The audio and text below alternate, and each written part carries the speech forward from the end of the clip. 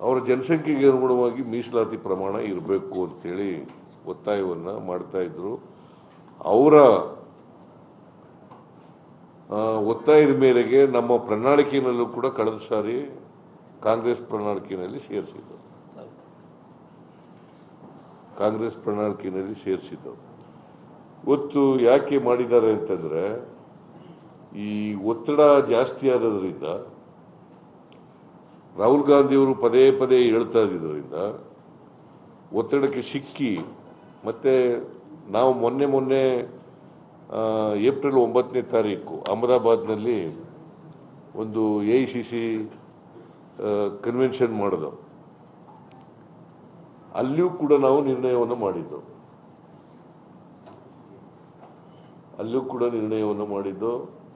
ಬರೀ ಮ್ಯಾನಿಫೆಸ್ಟೋನಲ್ಲಿ ಅಷ್ಟೇ ಸೇರಿಸಿರ್ಲಿಲ್ಲ, ಅಲ್ಲೂ ಕೂಡ ನಿರ್ಣಯವನ್ನು ಮಾಡಿದ್ದು.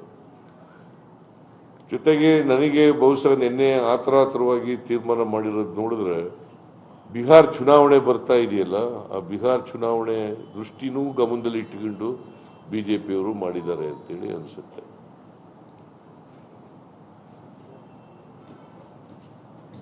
ಇನ್ನೊಂದು ಒತ್ತಾಯ ಏನ್ ಮಾಡಿದ್ದಾರೆ, ನಿನ್ನೆ ರಾಹುಲ್ ಗಾಂಧಿ ಅವರು ಇದನ್ನು ಸ್ವಾಗತ ಮಾಡಿ ಒತ್ತಾಯ ಏನ್ ಮಾಡಿದ್ದಾರೆ ಅಂತಂದ್ರೆ, ನೀವು ಯಾವಾಗ್ಲಿಂದ ಮಾಡ್ತೀವಿ ಅಂತ ಡೇಟ್ ಹೇಳಿಲ್ಲ,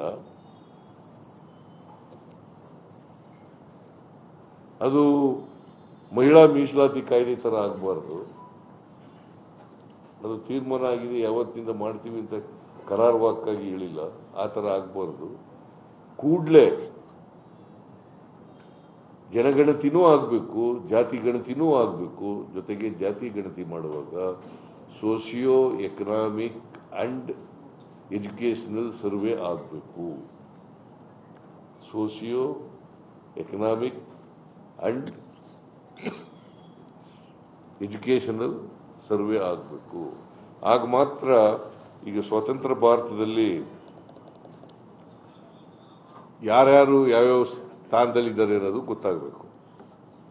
ಅವರಲ್ಲಿ ಪರಿಶಿಷ್ಟ ಜಾತಿನಲ್ಲಿ ಎಷ್ಟು ಜನ ವಿದ್ಯಾವಂತರಾಗಿದ್ದಾರೆ, ಎಷ್ಟು % ವಿದ್ಯಾವಂತರಾಗಿದ್ದಾರೆ, ದಲಿತ ವರ್ಗದಲ್ಲಿ ಹಿಂದುಳಿದವರಲ್ಲಿ ಎಷ್ಟು % ಮೀಸಲು ಇದಾಗಿದೆ, ವಿದ್ಯಾವಂತರಾಗಿದ್ದಾರೆ, ಎಷ್ಟು ಜನ ಕೆಲಸದಲ್ಲಿದ್ದಾರೆ, ಎಷ್ಟು ಬೇರೆ ಬೇರೆ ಉದ್ಯೋಗಗಳಲ್ಲಿದ್ದಾರೆ, ಬೇರೆ ಬೇರೆ ಬಿಸಿನೆಸ್ ಮಾಡ್ತಾ ಇದ್ದಾರೆ, ಇಂಡಸ್ಟ್ರಿ ಮಾಡ್ತಾ ಇದ್ದಾರೆ, ಇವೆಲ್ಲ ಗೊತ್ತಾಗಬೇಕಲ್ಲ. ಅವರ ಆರ್ಥಿಕ, ಸಾಮಾಜಿಕ, ರಾಜಕೀಯ, ಶೈಕ್ಷಣಿಕ ಪರಿಸ್ಥಿತಿಗಳು ಗೊತ್ತಾಗಬೇಕು. ದೆನ್ ಓನ್ಲಿ ಅವರನ್ನ ನಾವು ಮುಖ್ಯವಾಹಿನಿಗೆ ತರಲಿಕ್ಕೆ ಸಾಧ್ಯ ಆಗ್ತದೆ. ಅದಕ್ಕೋಸ್ಕರ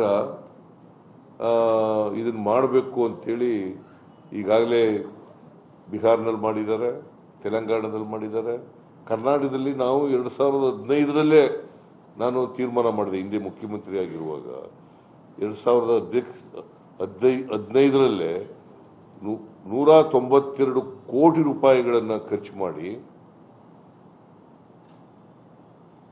192 ಕೋಟಿ ರೂಪಾಯಿಗಳನ್ನು ಪರ್ಮನೆಂಟ್ ಬ್ಯಾಕ್ವರ್ಡ್ ಕ್ಲಾಸ್ ಕಮಿಷನ್ಗೆ ಕೊಟ್ಟು, ಕಾಂತರಾಜ್ ಅವರ ಅಧ್ಯಕ್ಷತೆಯಲ್ಲಿ ಒಂದು ಸಮಿತಿ ಆಗಿತ್ತು ಆಗ, ಪರ್ಮನೆಂಟ್ ಬ್ಯಾಕ್ವರ್ಡ್ ಕ್ಲಾಸ್ ಕಮಿಷನ್.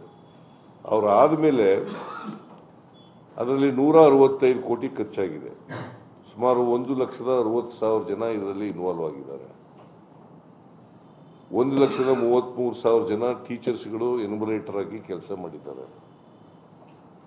1,33,000 ಜನ ಎನ್ಯುಮರೇಟರ್ ಆಗಿ ಕೆಲಸ ಮಾಡಿದ್ದಾರೆ.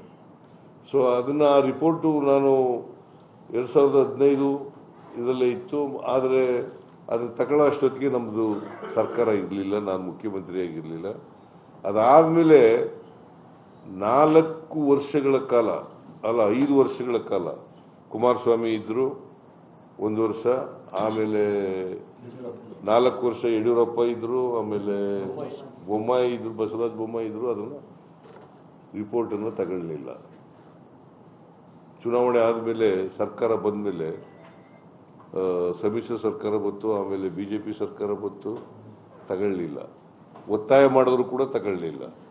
ನಾನು ಒತ್ತಾಯ ಮಾಡಿದೆ, ಕಮಿಷನ್ ಆಯೋಗದ ಅಧ್ಯಕ್ಷರು ಒತ್ತಾಯ ಮಾಡಿದ್ರು, ಸದಸ್ಯರು ಒತ್ತಾಯ ಮಾಡಿದ್ರು.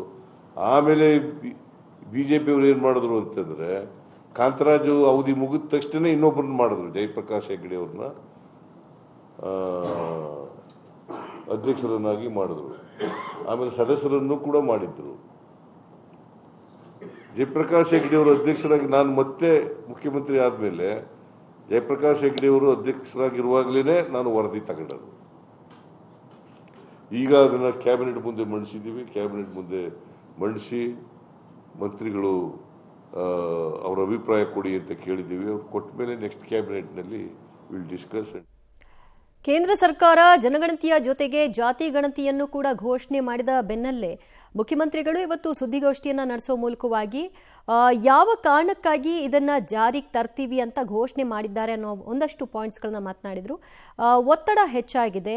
ನಾವು ಅಹಮದಾಬಾದ್ನಲ್ಲೂ ಕೂಡ ಈ ವಿಷಯವಾಗಿ ನಿರ್ಣಯವನ್ನು ತೆಗೆದುಕೊಂಡಿದ್ವಿ. ಅವರಿಗೆ ಪತ್ರವನ್ನು ಕೂಡ ಬರೆದಿದ್ವಿ. ನಮ್ಮ ಒಂದು ಮ್ಯಾನಿಫೆಸ್ಟೋಲ್ಲೂ ಕೂಡ ಇದಿತ್ತು. ಅದರ ಪರಿಣಾಮ ಅವರು ಒತ್ತಡಕ್ಕೆ ಮಣಿದು ಮಾಡಿದ್ದಾರೆ ಅಂತ ಹೇಳಿದ್ರು. ಜೊತೆಗೆ ಬಿಹಾರ ಚುನಾವಣೆ ಹತ್ರ ಬರ್ತಾ ಇರೋದ್ರಿಂದ ಅದನ್ನು ಕೂಡ ಗಮನದಲ್ಲಿಟ್ಟು ಮಾಡಿದ್ದಾರೆ ಅನ್ನುವಂತಹ ವಿಚಾರವನ್ನು ಕೂಡ ಸಿಎಂ ಹೇಳಿದ್ದಾರೆ.